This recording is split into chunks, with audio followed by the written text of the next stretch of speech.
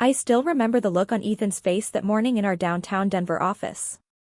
We were crammed into the 12th floor conference room at Horizon Energy Partners, with the Rocky Mountains gleaming through the windows like nothing was wrong. Ryan Hargrove, our flashy new CFO from California, stood at the front with his slick presentation deck. "We're right-sizing for the future," he said coldly. "Some roles no longer align with our lean operational model." Then he started reading names. When he got to Ethan Caldwell, Senior Compliance Officer, my stomach dropped. 18 years.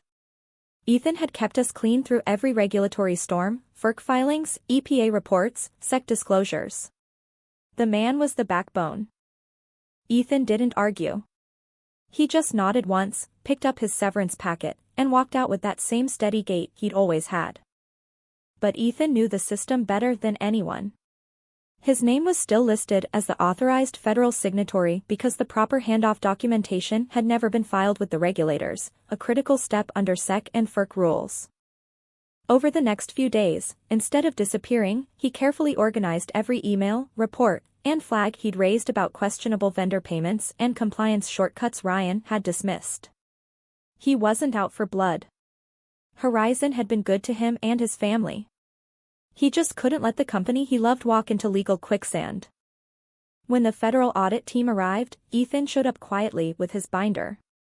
"I'm still the point of contact," he told them professionally.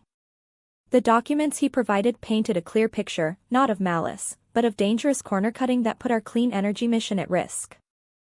The investigation was thorough but fair.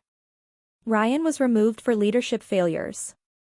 The board called an emergency meeting and did something unexpected. They asked Ethan to come back.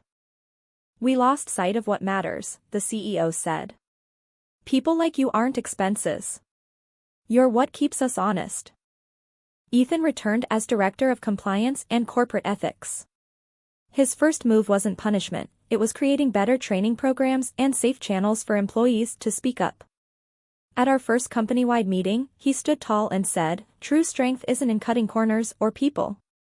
It's in building a place where integrity and loyalty go both ways."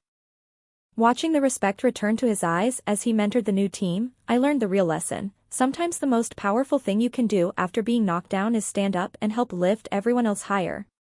In the end, Ethan's quiet integrity didn't just save jobs, it saved the soul of the company.